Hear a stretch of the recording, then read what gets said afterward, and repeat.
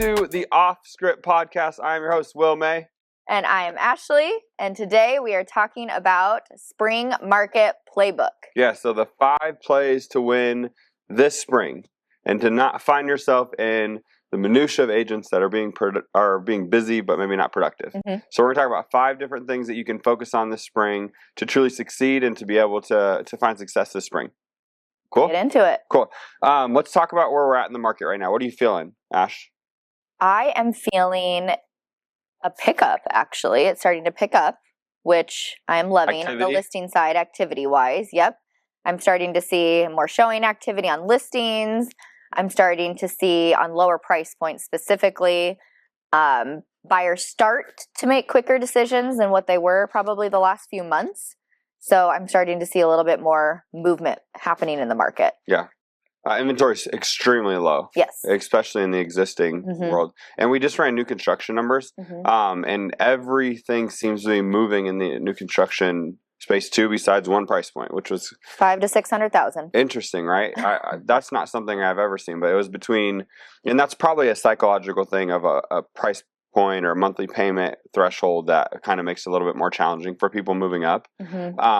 But everything below that number was less than a month and a half of inventory, maybe 2 months of inventory. And we currently have, existing-wise, we have 1.19 months of inventory. So that's really, really low, which is just pointing towards extremely competitive spring unless we see this like massive increase of listings coming to the market, which we will see that move up, but probably not to the extent of the buyer demand we have right now. Yep, exactly. And I mean, we're seeing the activity start to pick up on the new construction side. I think to your point of the 500 to 600 being a little bit slower, I find that most move-up buyers that I'm working with, they're selling a house in the $200,000 to $300,000 price point as their first time home, and so that threshold of $450 is usually where they feel comfortable in that move-up payment, because a lot of these people, not all of them, are still sitting on those 2.75 interest rates back from our COVID times. Yeah. And so then going from that even to a 6% rate or 5.5%, even though those are historically low of what we know now, to them that seems like a huge jump in payment once they see that new one and in a higher price point. Yeah, that definitely makes sense. And then to be right where we're at right now, we have low inventory, rates went down a little bit. I think we're under 6 for the first time since late 2022. Yep. And then you had all these buyers coming into the market early January. So it just feels like they're like chomping at the bit to get inventory. When it comes on, it's being seen quickly and you're going to have to make quicker decisions. So it's an interesting feeling. It's that pre-spring or we're in spring early kind of feel. So let's go into our first play, which is buyer qualification. I think the biggest thing that we're working with our agents is depth in conversations. I've been preaching this now for like 4 straight months. But in order to move people through a pipeline in the winter market that we were in, we had to have depth, we had to have reason, we had to have clarity for buyers. And now getting into spring and seeing the change of the market happen so quickly, depth in conversations and understanding motivation is going to go a really, really long way. Are you having to deal with that? Are you seeing buyers agents that maybe don't know what their buyers' motivations are, what's actually happening? I'm seeing, it kind of depends on the agent, the situation, the offer, but I was seeing more of those lowball offers or really hesitant buyers that were taking a long time to get an offer in, probably 4 to 6 weeks ago, maybe even 8 weeks ago. I'm starting to see a little bit of a shift now, because I think a lot of those buyers that were not getting their offers accepted or were having to do a lot of negotiation and things weren't maybe getting there, I think they've realized they have to have a little bit more sense of urgency now because things are moving quicker. So they should have taken advantage of that probably in November through, I would say, end of January, when it was slower. And since they didn't, now those are the people who have entered the market and now realize, oh, I do have to make a move quicker, because now those days on markets are starting to tick down on those lower price listings. And if I want this, I'm going to have to make a quick decision, and I'm going to have to come in at market value or close to asking, if not over. I've had multiple offers in the last couple of weeks as well. Yeah. When you're looking at the buyers in your pipeline, do you have opportunist buyers or motivated buyers? And to be able to work through that is going to be really important for any agent to understand, is my buyer looking for a good opportunity, or are they motivated and have a real reason that's pushing them to make this move? And so you're right. The buyers that were in the market were cautious. They're very analytical. They're hesitant to make decisions. And now in a market where you have to make decisions quicker, or you have to be decisive with what you're doing, that can be where the rubber meets the road. It's like, are we motivated? Is this the right market for us to buy in? I would say yes, exactly. And I think in order to help move some of those people through the pipeline is, like you said, going deeper and really understanding, is there a motivating factor, or is this just kind of a want, and if the right house comes on the market? I think knowing your stats and knowing how the market is right now during your buyer consults is extremely critical, so that you can set yourself and your clients up for success, so you have really good expectations. I think that's why being in the market every day is so important, because if you met with somebody 3 months ago, 4 months ago, you might have been having a completely different consult of, there's so many opportunities out there and you can lowball and you can get deals, and that's not necessarily the case anymore. So I think knowing your data, knowing what's happening in the market in order to be able to guide your clients through that pipeline, not force them to do anything, but help them understand through storytelling and situations that are happening with other buyers that are maybe losing out, who didn't make that move quickly or didn't make a decision quickly. That's what's really helping me move them through the pipeline, by storytelling and knowing the data. And that's going to be one of our plays. So that's going to be good. So when we're talking, you're good. When we're talking through the buyer side of things too, I think like with our agents and when you're working through a pipeline, like you said, and actually moving people, depth in conversation is really important. So I see agents fail at this often, and that is asking somebody why you're moving, and they say, we need more space. Is that the true motivation? Typically not. Right? It's usually, well, I mean, you have to dig a little deeper, right? It's usually because there's a baby coming, or something's happening with family dynamics, or exactly. And really understanding that, and then going even deeper of, well, not just that your family's growing. When is your family growing? When's this baby due? In a perfect world, when would you like to be in a house buyer? School districts matter. I mean, you're going to have 15 other follow-up questions to that. So depth in conversations is really important to move sellers and buyers, but we're talking about the buyer play, and that is moving them through the pipeline is going to take actual understanding of the situation. Hey, what brings you to the open house? We're just browsing. What are you browsing for? What are you searching for? Where are you searching? How often are you searching? Where is anybody helping you? Exactly. Are you looking online or going to open houses? Like, we've got to have so much more depth in understanding the situation to understand, are they motivated, or are they just looking for a good opportunity and they're looking for a deal?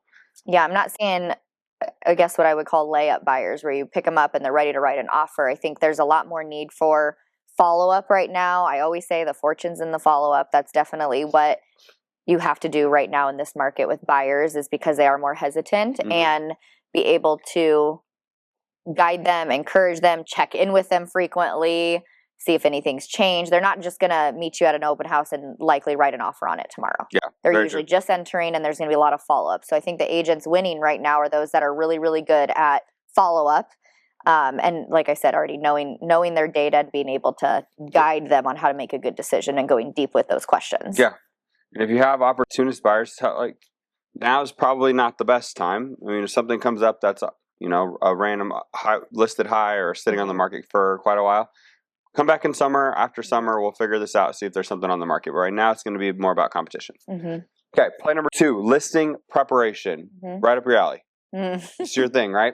So the biggest things right now are to focus on preparing the home, preparing the home to go to market the right way, seller expectations, and pricing correctly. Are those 3 conversations that you're seeing consistently with your sellers? Yes, I would say preparation and positioning and pricing are so critical always, but more so than ever, because I always say this too, 3 years ago, you didn't necessarily have to worry so much about the little things, or hot pink bedrooms and all of the little nuances, because people would overlook it. I would say, even though we're getting a little bit busier right now, we have much pickier buyers than we used to have, because even though inventory is low, we still have more inventory than we had back in COVID, if you really look at all of the data. And so those buyers are just getting pickier and pickier than what I'm used to seeing. So I'm having to really tell my sellers to prepare and make all those little repairs, get your furnace and AC service before we go to market, paint all the neutral colors, going through stuff that I would have been doing 10 years with people that we could kind of be a little bit more lax on in the COVID days. And so we're having to tighten those up. And then with expectations, I would say I lean more on the conservative approach when it comes to pricing strategy. I don't love overpricing listings, and I really like to look at the data when we price a home because it has proven through experience, and when we go and look back at what we list the house and how quickly it sells and the sold price, that when you actually list your house in the market, not above the market or over the market to try and leave negotiating room, almost in every single scenario, they win. Their net bottom line is more, even with listing it a little bit lower, because you drive up so much more competition and get so much more activity. Yeah. And so that's always a really challenging thing, I think, for listing agents to articulate at a listing appointment, because you're trying to prove to somebody an appointment that if they list their house lower, then usually you want to list it lower than what the seller is telling you, because you know the data and they always want to go high. That's just the reality of how it is at listing appointments. Yep. But that's always a challenging conversation if you can't navigate that through storytelling and examples of where sellers may have lost in those scenarios, because you're trying to future predict something for somebody that like nobody knows. Nobody holds a crystal ball. I know you hate that line, but I can't look somebody in the eye and say, I can guarantee you if you price it at this, you're going to net more. But what I can tell you is through all these hundreds of other sales I've done in all of these scenarios, here's what's happened for my sellers and how I help them win. Yeah. And that builds confidence and trust with people to say, okay, well, she knows what she's talking about. I feel safe in this, and I'm going to move forward with that plan as I talk through it, but we come to that decision together. Yeah, the entire pricing conversations is so important. Buyers are extremely sensitive to price currently, just because of how the last 4 years have gone. And you're seeing it happen live right now. If you see houses on the market right now that have 100, 200 days on market, if you look at their listing history, they're fighting days on market, not value, which is absolutely crazy, right? Like the home is probably priced at or what it should be, but if they would have started at that number, they probably would have cleared it, or it would have, at the beginning of the year when an inventory was clearing, it probably would have been one of those houses. But we see a lot of houses right now that have just been sitting, and they're continuing to sit, even if, if you look at numbers, some of them are priced right where they should be. They're just fighting days on market. Yeah, and I think one way to battle that or help with that in a listing appointment is to explain that to people. Days on market is how you lose leverage. So if you just go look at the comps in their neighborhood when you're presenting the data to them, you'll almost in every scenario see a trend of the data. That the houses that sat on the market longer, the list price to sold price, it's a lower number of what they sold it for, almost in every scenario. And then you'll see the ones that sold in 2 days, 3 days, 4 days, they almost always sell at list price or above asking price. So when you can, again, show the data to people and know how to interpret the data that makes sense to somebody who's not looking at this data every day, it's really hard to argue with data. Yeah. And it doesn't become a me versus a seller. It becomes, oh, that makes sense. That's logical. And most people are logical people if you can give them a logical reason to do something. Yeah. And while we're on the pricing conversation, before moving on, as we're play number 2 for sellers, how are you laying out pricing to come to the right decision? Like, what's our process? How are you going about that? Through the pricing spreadsheet? Yeah. Or like, how are you presenting at the listing appointments and making, good decisions with your sellers? Well, I mean, through the data. I'm going through the comps with them individually. I explain how we priced out their home using an appraisal process, which we've developed with an appraiser. And so I go through that spreadsheet with them. I first start by making sure we didn't make any errors on their home. That kind of builds trust and confidence that, okay, I did my due diligence and she's not just throwing a bunch of numbers at me. And I actually walk them through the adjustments on one home. I don't do it on all 5 because we'd be sitting at the listing table forever. But I walk them through how we came to that number, and then I allow them to ask questions. And I think this is something that used to really scare me because, well, what if they ask me a question I know the answer to? Or why did this adjusted this way? And that just comes through time and experience of doing it. And then the next thing I look at is trends, and we talk through the trends that we see in storytelling. We talk through days on market and what that can mean for you when pricing high, and are you okay with that if we sit on the market? And if you happen to net less because of that choice, can you live with that? I mean, so I'm obviously creating a future state of pain, but not in an intentional way to persuade them to do what I want them to do, to help them think through, here's a possible outcome that could happen, and get ahead of that hard conversation with them and just have it transparently, and then let them make the decision if they're okay with that. This is what I see when we overprice. Here's what could happen, and you likely will make less. Show them the numbers. Are you okay with that? And if they are, then we put a plan and strategy together. Okay, you're fine with potentially sitting in the market for 90, 120 days and potentially losing money. And because you've said that and you're okay with it, let's put a plan together of what's going to happen at 30 days, 60 days, 90 days, if that's the plan you want to go with. Yep. Now we're not the bad guy. We came to that decision together. We've set expectations, and it makes those next conversations so much easier. Yeah. But I would say 95% of the time, they don't end up doing that. After going through all of the comps with them and explaining how we got to the number, they almost always end up pricing it at market value. Yeah. And for context, our pricing spreadsheet we've built for the agents in our brokerage that allows them to literally just put in the details about the home. It makes adjustments for them. And then they have more than one comp has adjusted values at the bottom that we can then take averages for. Yep. So our average adjusted value on our spreadsheet is within 98.1% of actual value over the past like 65, 70 listings. So we know we're on the right track when it comes to pricing. Now it's just how are we conveying that to the seller and how are we taking that information and interpreting the market. Before we move on to play number 3, home preparation.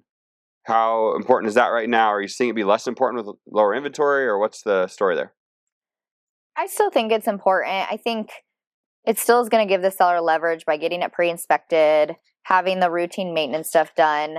I had a really bad scenario on a listing recently that we were in a position where we couldn't do that because somebody had passed away in the family. So the seller didn't know a lot about the property. And for reasons that don't really matter to go into detail, all of that normal stuff that I would do wasn't done or wasn't able to be done. And it hurt the sellers in the long run significantly because we had major things come up throughout the under contract phase, which ultimately, a big dollar amount ended up netting them about $30,000 to $35,000 less by the time we got there.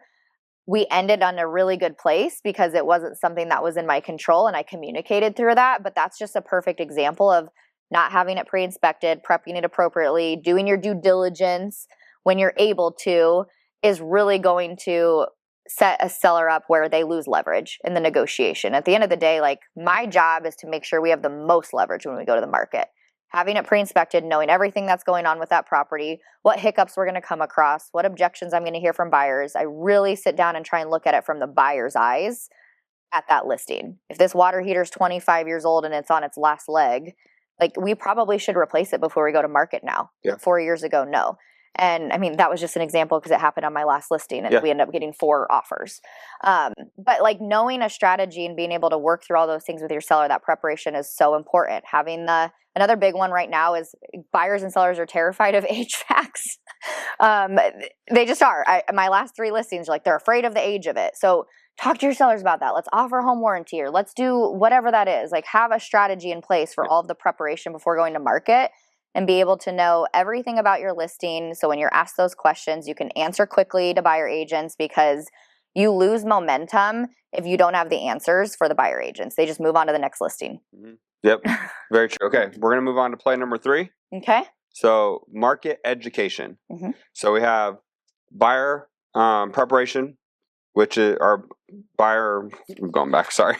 I messed up that. Okay, buyer qualification.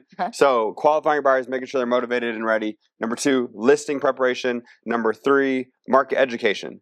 So replace pressure with perspective. You're in a shifting market, not like over the years we're shifting to buyers and sellers. You're shifting from winter to spring. Okay. So this happens every year. It's just it feels a little bit more extreme this year than previous years because we went from so slow to so fast so quickly. I think the biggest thing agents need to focus on right now is number 1, understanding the numbers and what's happening in the market, but forecast what's happening next. So if you have buyers that are in the market from winter and they're still thinking things are moving slow, the moment you start telling them we got to make a quick decision, we have to put an offer in by tomorrow morning, there's 3 other offers, we have to go above asking, we have to remove this, that, and the other on our offer, that's the moment where they're going to feel pressured from you. If you didn't have the conversations to tell them this is what to expect over the next 30 days, 60 days, or as we get into spring. So I think that's one of our biggest opportunities as an agent base to be able to save clients, but also help them actually succeed in the market you're going into. You know the environment. You've got to be explaining those types of things to them and what you're seeing in the numbers. Yes, I think the biggest thing that I see on the buy side, because I do hear what agents are doing in our brokerage, is not if they don't know the data, which I think ours do a really good job of knowing it, but if you don't, it's going to be really hard to get your buyers to the table to write an offer because they're so hesitant. They're always going to be another house, or what if the next one comes on the market, right? Yep. So knowing this house is priced really well, low days on market, there's a ton of activity tomorrow, and you have a high level of motivation to be in something within 45 days. That would be a perfect scenario of like an easy one to move to get to the closing table and how you articulate that. Yeah. You just got to know everything that's happening on that listing with activity, days on market, and if it's priced right to be able to guide them. Because most buyers come to their agents and will just say, well, what do you think we should write an offer for? And that is such an open-ended statement. It can really set you up for failure depending on how you answer that question. Because if you're wrong, you lose trust, right? Exactly. Yep. The entire process of navigating an offer writing or a negotiation, which we'll go into next, doesn't really change, right? It's just the people that are involved in it. You're still going to figure out, is there activity? Is there other offers? What do figure out as much possible information you possibly can from the other side. It's just how are we explaining that to our clients and why it's important. Yeah, I think for me, it's like what I've learned, because I'm always trying to figure out what's the simplest way to explain this to people. And for me, it's just figuring out, know your leverage, figure out like what your leverage is, no matter what side of the deal you're on, and then know your buyer or seller's level of motivation. Yep. And if you know those two things, you can usually get a deal together. Yep. And I mean, and that's our play 4. So we're probably combining these two. Yep. We have number 3 is market education, and it's studying your market, studying the data, and being able to help people understand what they're walking into. One thing on market education, people get really stuck on days on market. Oftentimes, days on market is pulled through sold properties. When you pull days on market through sold properties, those houses sold 30 to 45 to 60 days ago, right? So we want to look at current data, what's happening and what are we future pacing towards. And days on market's a great number to look at, and it can scare people or it can excite people. It's one of those stats that gets people moving or it makes them hesitate really quickly. We want to look at how much inventory do you have in the neighborhood or in the price point you're looking in, how many pendings went under contract over the last 30 days to understand how much inventory you have, what's the absorption rate. Do you have a lot of options over the next 30 days? And if you know those numbers, that's future pacing versus saying, hey, this is what happened 30 to 60 days ago. And if you're making decisions 30 or 60 days ago, you are behind the curve. Okay. So let's move into play number 4. If you have any questions on this play, go to our last episode. We covered an entire episode on this. It is the negotiation discipline. So how are you approaching negotiations coming into spring? And you talked a little bit about leverage and keeping deals together, but what's your thought process there? Well, I don't really think I have anything new to say, so I might need you to ask me another question. But leverage, knowing your leverage, I mean, really, those are the two things I'm always looking at. Knowing my seller's level of motivation and knowing what leverage I have once I have an offer in hand. And then what I do with that is how I guide them based on that. And I try to come to a good decision with them. So if you want me, do you want me to get an example of something? Yeah, so for example, I'll use one where I didn't have a lot of leverage because we just didn't. This was that kind of bad scenario I referenced earlier on in the podcast. So we had priced higher than I had recommended. And the seller had a plan in place with me for price reduction. So that was a good thing. But we had an offer that to her was a low ball because that's typically a seller's reaction when it's not list price. And it really wasn't in the grand scheme of things. It was not a significant low ball, but to them it was a low ball. Other than that, it was pretty favorable terms, a quick close. It was conventional, a lot down, not really asking us to do a lot of repairs. And I knew we've been sitting on the market a long time. I know we are overpriced based on the comparable. So this is information I do know. The buyer agent may not know that, but I know that. And I also know something that the buyer agent doesn't know, which is we've had no activity. Right. So they don't know that, but we know that. And so that's where I'm saying in the negotiation to keep it alive, it's so critical that you as the agent know your position so that you can guide your seller. If you go to your seller and say, hey, we have a lowball $15,000 below offer. I know it's not what you want to hear. How do you want to handle it? That conversation is not going to go well. Yeah. They're going to tell them to F off or counter them close to asking, right? But approaching it in a different manner of, hey, We've been on market for 6 weeks. We have little to no showings. We have an offer that's not necessarily where you want it to be at, and I understand that. However, we have nothing else in hand. We have no activity, and really you look at this as a percentage of list price to what they're offering, it's really only 4% below what we're asking. Yeah. I'm not advising you that we have to take this, but I am advising strongly that we at least counter this offer and know our position so that we can try and get a deal together. And then usually you're going to get some pushback, right? And then you go into the future state of pain of, well, if we don't counter or we don't do this, are you okay if we sit on the market for another 3 months potentially based on the activity we're seeing? And if nothing else comes in hand, when you're a buyer, would you write a full price offer after your home's been on the market for 5 months? Right. So now I'm putting the seller in the buyer's state of mind. And that's something that can be hard to do, and you have to do it tactfully because you don't want your sellers to feel like you're working against them by any means. But I articulate that to them. My job is to help you make a good decision, and I don't want you to look back 5 months from now and be mad that I didn't say something to you and that we didn't at least counter or consider this offer, because 5 months from now, our offer may be lower than this. And are you going to be okay with that? And most logical people will say no, and then you can at least work through keeping a deal alive.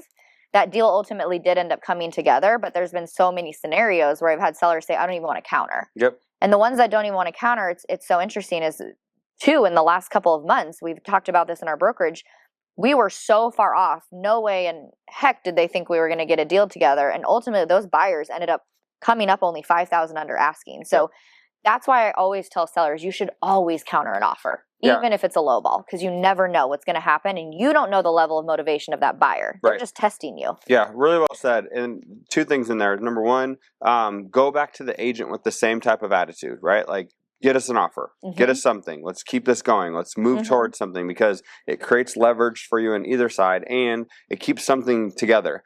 And you may not be able to, you might not be skilled enough yet to handle the emotional conversation that happens right after the offer is presented, right? Where they're high levels of emotion, they're mad, they're angry. You might not be able to calm them down or be able to get through that process. And if you can't, allow time to help you. Yeah. Wait for 24 hours, use your expiration time, let things kind of calm down a little bit, then have that conversation. If you feel like you're good at handling that conversation, clearly you've had it so many times, so it's become a little bit easier for you to allow perspective to change in the moment. If not, a lot of times, an hour, 2 hours can do wonders when you're negotiating. 100%. I think if you have a really emotional seller, I get in the habit now of doing it in writing before I even get on a call with them, with every seller, just because I've found through experience that makes the conversation go smoother if they can read it, digest it, understand it.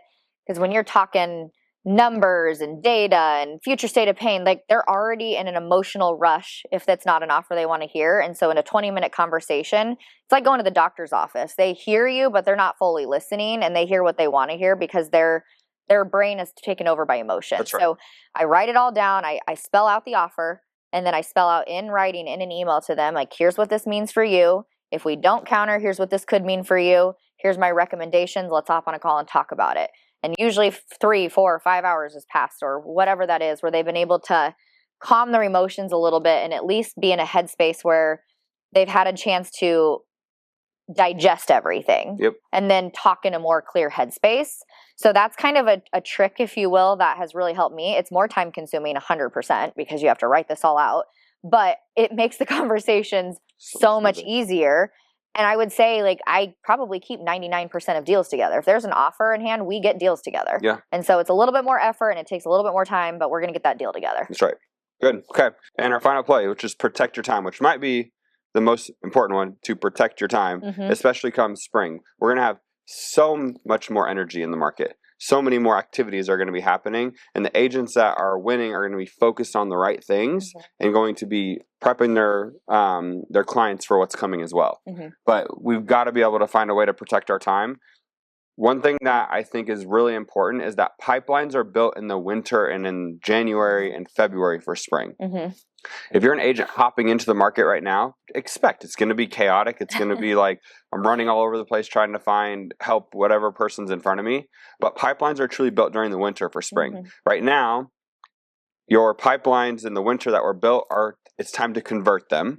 And the new people that you're picking up is your summer and your Q3 pipeline, right? And if you view it that way, it can be way less of a chaotic mess as we get to spring, right? You guys are all kind of feeling like, Well, I'm really busy. I'm really busy. I'm really busy. Are we productive is the first question we have to ask. Yes. And what are we spending our time on, and how are we protecting that time in order to, number one, value the things that matter to us, but number two, be productive in converting the things that you need to be converting right now and giving the clients attention that need it.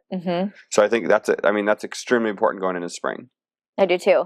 I think I feel very busy right now because I panic every winter, as most agents do, and think, oh my gosh, there's nothing in my pipeline. So I went really, really hard in November and December. And when probably other people weren't lead genning, and it wasn't a lot. It was maybe 4 to 6 hours a week. Like, everybody can do that. And I just called and started lead genning. And I have, 26 listings in my pipeline. And that happens just through discipline and time and consistency. But I will tell you, the reason a lot of people will feel chaotic right now too, is we're not in the market where you meet a seller and you list their house the next week. Yep. It takes 2 to 3 months to get a house on the market now, because you need to prepare and get it pre-inspected and go do your due diligence. And so right. I feel very chaotic right now because I have so many listings we're managing. And for us, all of our work comes up front on the listings, because we kind of live by this method of, like, if you put all of the work into it up front and really do your due diligence and take the time to do it right, that listing is going to sell really quick when it goes on the market. So it just makes my job so much easier if I do all of the things and take the time for the 8 to 12 weeks before getting onto the market, which is more work. But those conversations get easier because you get more offers, they sell quicker, and you're not having to stay on market and navigate all these really, really difficult deals. And so we're busy right now because we're in preparation season for all of the houses that are about to go in the market. Yeah, and really, really important part of this is to continue carving out time to lead generate and to follow up and set appointments for people that are going to be summer and quarter 3. So you've got to view the market in the way that it's a long-term situation. You can't just be like, okay, I'm going to come in, transact business all spring and be done. Because what's going to happen is you're going to be really, really busy, and then spring market's going to slow and you're not going to have anything. So the focus is going to be, yes, convert in the spring, but you've got to be picking up summer and quarter 3 buyers and sellers now so that you can follow up with them and have business once we get to that time. So that mindset is really important, which means time block your follow-up. If you have 0-30, 30 to 90 and 90 plus in your pipeline, make sure you have each week laid out of when I'm going to be following up with these people to make sure you're not missing anything and you're staying in touch with them. Because if not, they're going to go to open house and they're going to work with a client or an agent that's chaotic, but they're ready to go right now, right? Yeah, once they are ready to go, they'll forget about you. Yeah, so hopefully these 5 things are going to help you succeed in spring. I would rate yourself on these. We're going to have our whole brokerage do that in our brokerage meeting. Like, where do we need to focus here coming into spring? Where am I really good at, and where do I need to focus a little bit more? Number 1, qualifier buyers, buyer qualification, have depth in conversations. Number 2, listing preparation. Make sure your listings are being presented the right way and priced appropriately. 3, market education. Make sure you're using perspective to help people gain clarity going into spring market. Number 4, negotiate with discipline. And number 5, protect your time. Do those things, you're going to have a great spring. 2026. All right. Got anything else, Ash? That's it. All right. We will see you on the next episode.